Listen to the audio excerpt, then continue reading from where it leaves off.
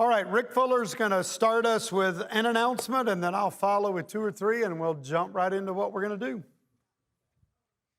All right. I would just like to thank everybody for listening about the kitchen. So now we're going to have an opportunity to learn about the kitchen. So Sunday, we are going to be here from after service is over until the new member dinner. So during that time, at about probably 12 o'clock around there, we're going to do a training. So if you would like to stay and learn about what's going on in the kitchen and how the dishwasher works and how all the different ovens work and what to do with the ice maker and how to clean things up and how to leave things, that would be a great time to come in there and learn.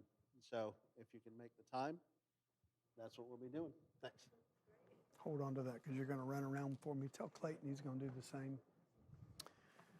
Also, remember that you cannot use the kitchen until you receive that training. So that might be a little incentive to get you to do that. Two or three quick announcements. So the Mark Gregston simulcast is at 9 a.m. Saturday morning, not 8 a.m. It's 8 a.m. Central Time. So 9 a.m., those of you that are going to be joining for that. And then don't forget, I guess, can you still sign up for the marriage event on Saturday night? Yes, tonight, the last night or whatever. Okay, you're going to be back there? You'll be back there. So see Joe for the masquerade. Do you call it a ball or a dinner or what are you calling it? A ball. They're going to have a ball. And then lastly, you'll hear more instructions on this, but hopefully by tomorrow, our registration for Reconnect, March 17th and 18th, will be up. That's going to be a Friday night. We are going to serve a light dinner that will be included in the cost at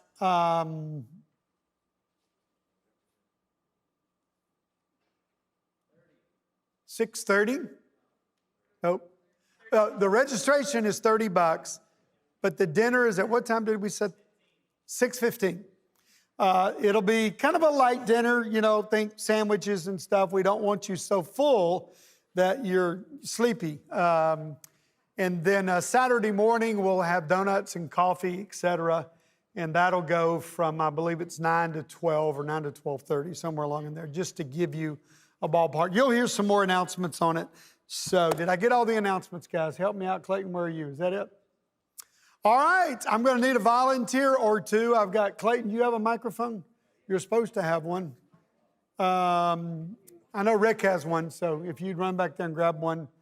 You'll need this more a little bit later, but I will take a volunteer.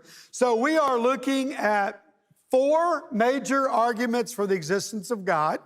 We did 2 last week, or 2 weeks ago, and we're going to do the other 2 tonight. Remember the reason we're doing this. We want to build our faith. We want to deepen our knowledge.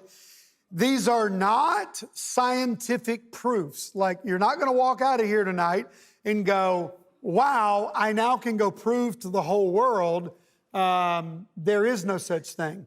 But they are reasonable arguments that will help build your faith and help you to come to faith in God. So it's really important to always remember what we're after to start with. Because if you go, well, I don't know if I'm totally convinced, well, that wasn't the idea in the first place. The idea is to build that faith. All right, last time we looked at 2 of these. The first one is called the ontological argument for the existence of God, and I would like a volunteer to, in 1 minute or less, probably less, maybe in a few sentences, can you tell us what the basic argument is for the ontological argument? Because it's important that you're able to do this, guys. What good is it to study this and hopefully study it in order to A, build your faith, and B, help other people come to faith. But if you can't repeat these things, at least in your words and in a concept, it's not good in a notebook sitting back at your house, is it? Okay, so we're looking for, I want a working knowledge. And let's be honest, I mean, the ontological is the hardest one. All right, so do I have a gutsy volunteer? Brother Larry right here is going to do, your microphone's coming. We want to make sure that those online get to hear. Yeah, so the basic idea is that because I can conceive that there is a God, therefore he must exist. Okay, that's really what the whole idea of it is. Now in all of these arguments, you understand that these things have been around for hundreds and hundreds of years. There are volumes if you want to dig into, and there are nuances to every one of these arguments. But that's a great summary. How is it that I can conceive of something that is infinite when I'm a finite being? Something must have put it there. And what does God say? Ecclesiastes chapter 3, verse 11, I believe it is. For God has set eternity in the hearts of men. It doesn't do a whole lot of good to quote the Bible, right? I mean, if I'm trying to figure out if I believe in God, the Bible's not the place you go. I'm giving that to you to again, build your faith that the writers of both the Old and New Testament recognize almost all of these arguments and profess them in some way. All right? The second one we looked at is a little bit easier to understand, a little bit easier to get your mind around, and that is the moral argument for the existence of God. All right? How about somebody on this side of the room volunteer to tell us what the moral argument for the existence of God basically says?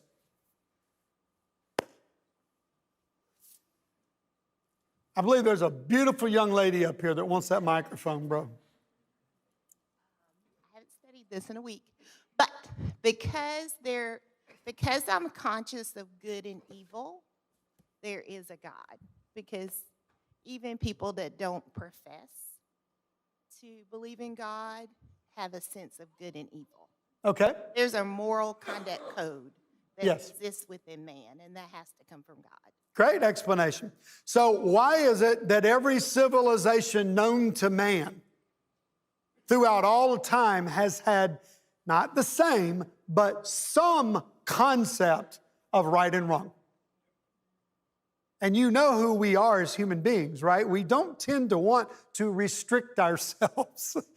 So what is in us that makes us, of course, Paul gives that argument in Romans 2 about the Gentiles when he says, they didn't have the law, but by the very nature, they obeyed parts of the law and they were never given the law. Why?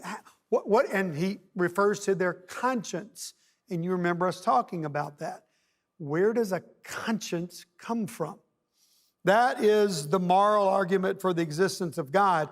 Now, if there is no morality, the other thing that says about you and I then is there's no intrinsic value to us if there's no right and wrong. You're just a blob going through the universe if there's no morality, no right, no wrong.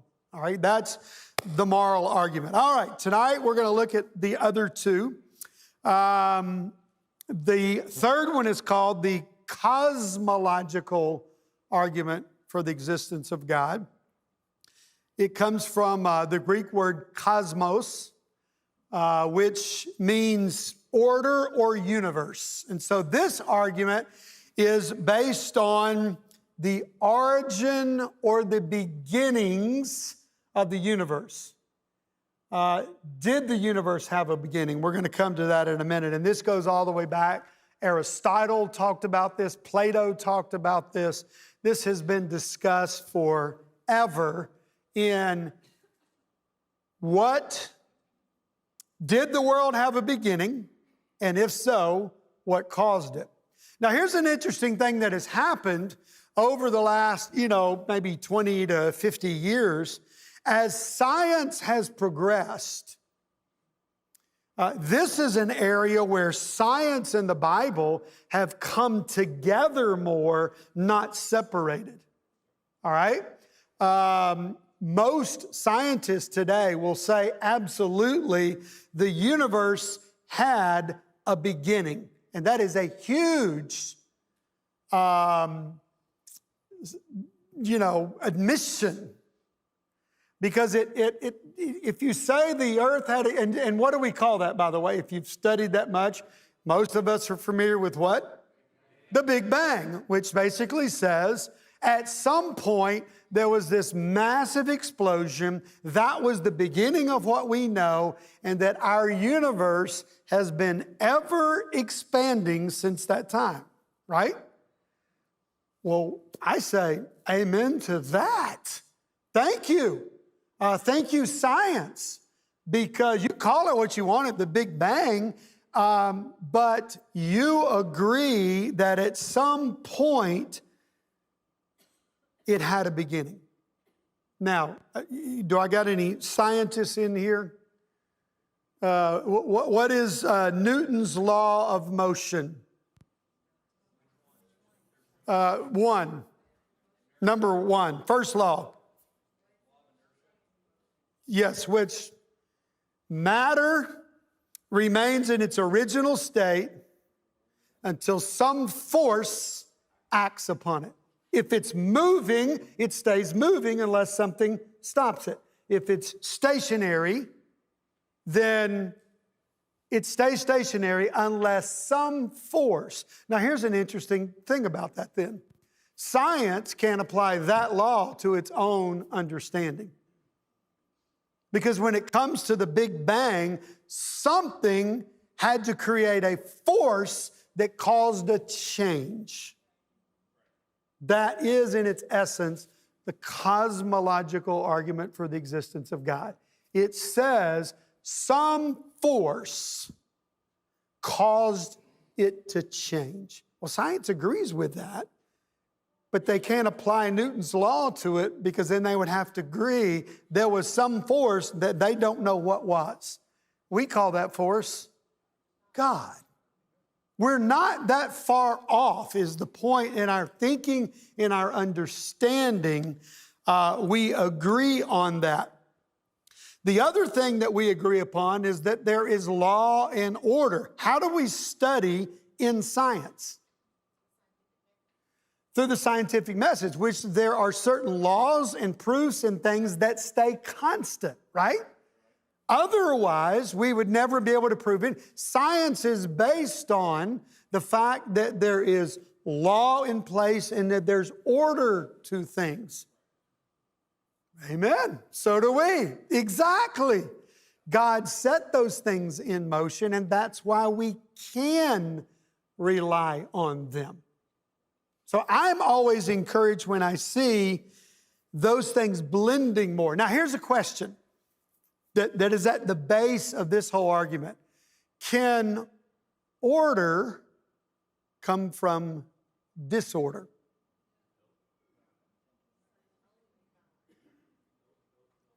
Everything about us says no, science says no, and yet that is what science is postulating, is that there was this chaos, this void, and somehow it self-created into this ordered, lawed world that we now can put all those things in motion, and we call that science, and we can, quote, prove things by that.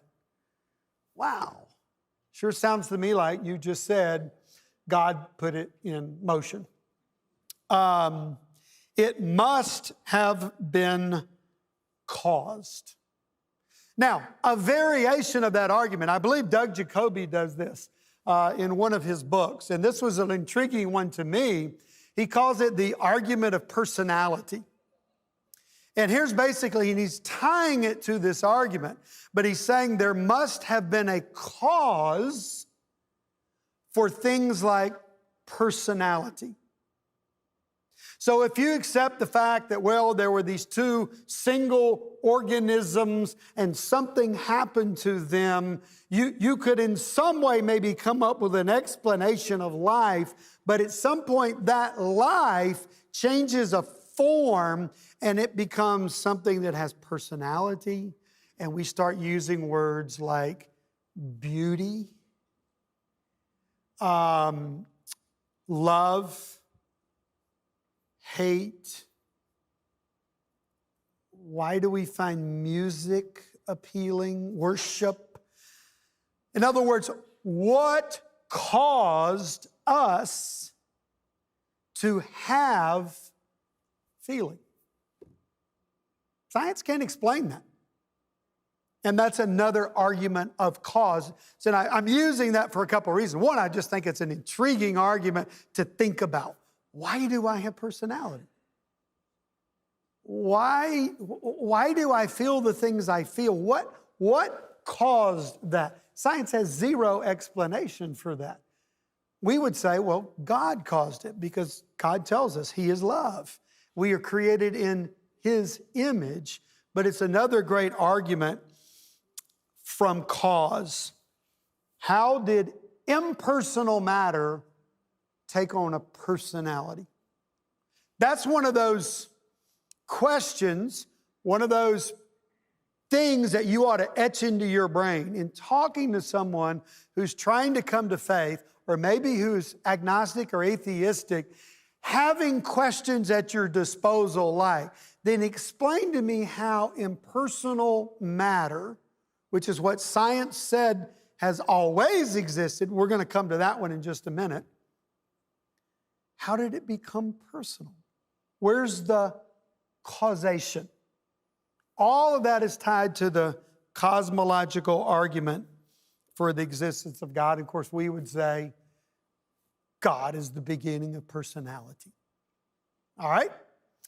All right, so now we're going to jump to the second one, and I've got a little thing I want you to do. You're going to find 3 or 4 people around you, okay? And we're going to start off with a the last one we're going to look at is called the teleological argument for the existence of God. Some of you are familiar with the Teleos Society or Teleos publication that Kennard and some of the guys are doing. It comes from the Greek word that means either completion or maturity or of age, to be made perfect, to be made complete. And we call this last one the teleological argument for the existence of God. So we're going to start with a little activity. I'm going to give you let's see, I got till 7:40. I'm going to give you 5 minutes. And I'm going to use an illustration that has been used a long time. But it's a good one, and it's a good one to have in your back pocket if you want to start a conversation with people. So here's what you're going to do. You're going to get in your little group, maybe 4 or 5 people. We'll give you about 5 minutes. And I'm going to tell you something that happens, and then you are going to tell me everything you think you know based on what happened. Okay? So you're over in the mountains somewhere. Doesn't really matter where. You're out on a hike, and on that hike, you stumble upon a watch.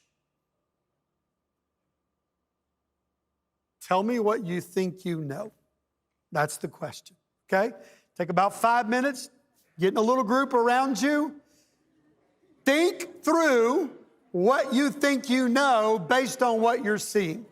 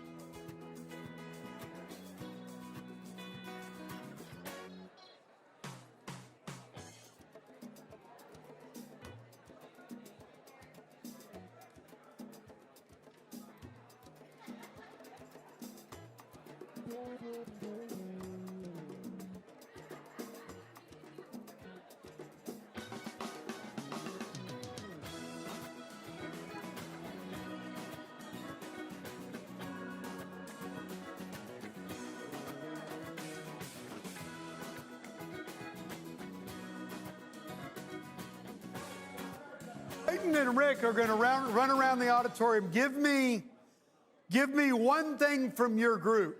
One thing you think you know from what you're looking at. All right, who'd like to go first? Just raise your hand. One of these guys will come running to you. All right? Someone's missing a watch. Somebody's missing a watch, okay? Now that's a good one. Now, you just remember all these. You can deduce someone you would immediately think is missing a watch. All right, what else? There's a watch. Oh, that's a good one. That's a good one. Do you know that one of the arguments that is actually purported to be out there is we don't actually exist? Anybody, by the way, know a religion that is very popular in Hollywood circles that believes that very thing? Scientology. Doesn't believe that you actually exist. And what Scientology is about is freeing yourself to realize that. Isn't that just crazy stuff? Good one. All right. What else? So it had to originate from somewhere, probably not there. Okay. It had to originate from somewhere. All right.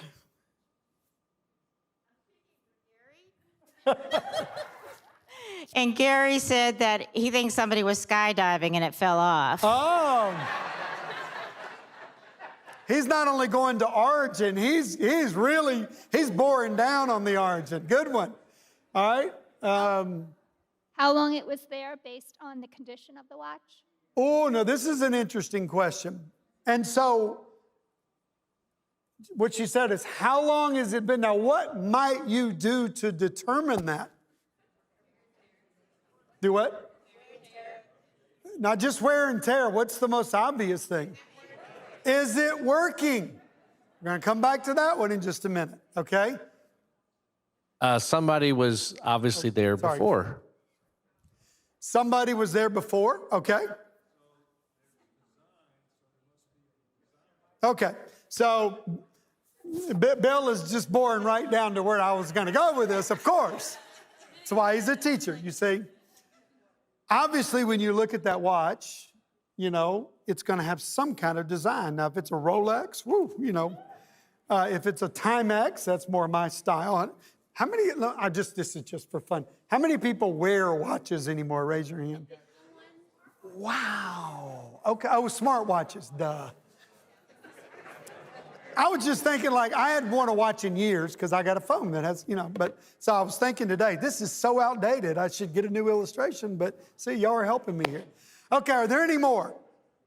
We've covered all the big ones, but go ahead. Somebody might have one we're not thinking about. Does it actually belong to someone? That's what? Does the watch belong to someone? Okay, sure. Does it belong to somebody? All right, so there are a lot of things that we would look at. And we would look at this watch, and we would quickly go, somebody made this watch. Why do you say that? Because of the complexity of it. So somebody has done, and I don't have it in my notes tonight, but did the mathematical calculations. And here's the thing that I have proposed to people in this discussion. I said, okay, we're going to take a watch and we're going to take it completely apart into all of its tiny little pieces, okay? And then we're going to put it in a box and we're going to shake that box.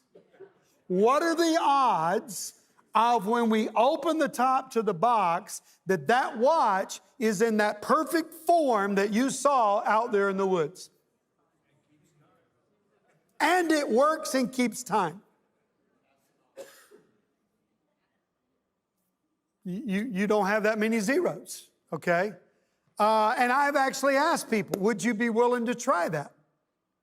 How about you stay there until it, you know, you open and go, they're that perfect. That is what you're asking me to do with this world that is around us. It's called the argument of design. Where there is design, there has to be a designer. Somebody put that thing together. and it's too complex. The watch that we are talking about is a very, very simple thing when you compare it to the complexity of this world we live in. And I'm going to give a few illustrations for you to go back and look at if you want to. You might also assume and say, well, I believe the squirrels made that watch.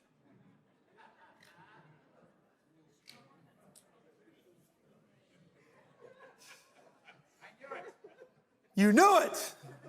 That's why you shouldn't go squirrel hunting right there. You go, no. They don't have the brain capacity, and we don't have the capacity to build this thing that is around us. All of these are the argument of design. Or would you be willing to believe? Most of us hit on it on the first question. Would you be willing to believe that that watch has always been there? No one created it. No one built it. No one lost it. It just has been. And again, that's what the world wants, or atheists want us to believe about the world that is around us, is that, well, it's just always existed. Maybe not in the form we see it, but something out there always existed. Now, that's what then would get us to where the theory of evolution comes in. So, there's two things. There's the fact of evolution and there's the theory of evolution. The fact of evolution is what many of us would call microevolution. There are evolutionary changes that happen in the world. Everybody agrees with that. But macro is a very different story, and the whole idea of the theory of evolution would come under this argument. Evolution cannot come under the cosmology because evolution itself does not center upon the origin of the earth, because it starts where something is already existing, right? These two things that collide, and evolution begins from there, but it never explains the two things that collide because it can't. What evolution seeks to do is to take life and then explain how it ended up the way it is. Okay? It's not ultimately about origins, but what happened after that. So it falls under this argument. Of course, we would counter that and say, no, the reason the way it is there's a designer for what we see. Now I'll give you some illustrations of this. There's great scriptures in the Bible. Psalm 139, I believe it's about verse 4. What does David say? I am fearfully and wonderfully made. Okay, so if you want to get really encouraged by this, there's 50 versions of this argument, all based upon something with design. So let's talk about the human body for a minute. So anybody ever heard of an optic nerve? Now, I don't know what your impression of an optic nerve is. What would you think? So it's this one big nerve, right? When in fact, we absolutely know that's not the case. What we call the optic nerve is a network of over 1 million little line trunks between the back of your eye and your brain. 1 million. I love when science figures out things and you go, really? That just happened?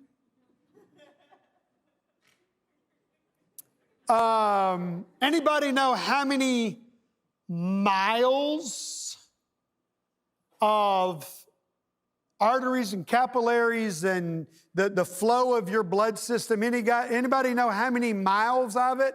I mean, if you think about my blood is flowing through my body, doctors, you're not allowed to answer these questions. How far do you think your blood flows and can go through all the different little capillaries and veins and arteries in your body? Somebody's Googling it right now. Don't do that.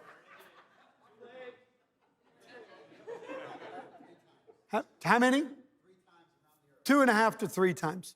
60,000 miles contained in your body as an adult. 2.5 to 3 times around the world. Right here in this thing that is us. That's the argument from design. Now you can go and you can just keep going and keep going and keep going and go look at what is it? The sex chromes are the only ones that divide, and everything else maintains its whatever. I don't know. I'm not I'm not a doctor. There you go. You could literally go for the rest of tonight and start reading about the human body and the way it is put together that we don't need, and that's just with what we know. And I've asked Tom Perkins, is Tom here tonight? I hadn't seen him. Many times I said, Tom, you're a neurologist. How much do you think we know about the brain? And he goes, all of our study, there's so much we don't even comprehend yet about how this thing works. You are fearfully and wonderfully made. Another argument used in the Bible. The heavens declare the glory of God. Finish it. The firmament declares or shows his handiwork. Argument of design. So you can do it again. How many of you like to study astronomy? And you can figure out how all that stuff out there works and how our world stays on a pattern. I mean, this stuff is mind-boggling. The precision, if the earth wasn't tilted at just the right percentage of a degree, we wouldn't survive. There is so much design out there. So I could give you 20 more places to go. That's a couple of those. Here's a cool one I loved. I read this one here not too long ago. Did you know that salmon, you know how salmon, they leave their little stream where they grow up and they go out into the ocean. Think how vast the ocean is. And yet, after 3 years, they will swim right back to the exact spot where they came from. And scientists have studied this, and they have discovered that the reason for that is that built in them is that they can read the magnetic field of the earth. And that's how they find their way back. Science has discovered that. That's their explanation. God put GPS in a fish long before we understood what GPS even was. And it just happened? Nah, there's a designer. That's the teleological argument for the existence of God. Okay, so my countdown timer died on me there a while ago, Logan. I don't know. Oh, but you gave me a clock. Good. All right, I got about a minute. Great. Here's what I hope this does. Now, I understand we say ontological. I recall reading all kinds of books that were required reading when I was in college, getting my degree. And I was so glad to be done with the ontological argument for the existence of God. That one just never quite jived with me. There's a reason I'm sharing that. Some of these, you may go, oh, this argument of design, that gets me. Or the argument of cause, I get that. Other ones may not. Remember, this is just to help you in your faith. And you may definitely be drawn to one. You may be kind of that, I'd just say it, brainiac kind of person that loves the deep philosophical, and you go, because I can conceive there's a God. And then you love to meditate on that. That's good. Find what helps your faith. That's what I'm trying to say. And then let me encourage you to dig into it. I've given you, it's almost comical how shallow, but because we're doing this in 2 classes, I'm just giving you kind of a big picture. Go study it more. And then the last thing, try to commit some of this to memory. Some illustrations, some questions, that as you converse with people, you now have some tools in your toolbox to say, well, did you ever think about this? And maybe you're going to present the argument of design. And you pull out that watch illustration and you walk them through that. So you just think that watch always existed? Then maybe we'll feel more confident in talking to people about things way before we get to the Bible. Because we've got to establish who God is and that God is before we can begin to appeal to His Word. And I doubt very many of us are very good at that, of talking to our atheist friend or our agnostic friend, but you can tool and equip yourself to have some stimulating conversations. That's what I'm hoping these 2 weeks have done, okay? Thank you, guys. I'm ending 33 seconds ahead of time. Thank you.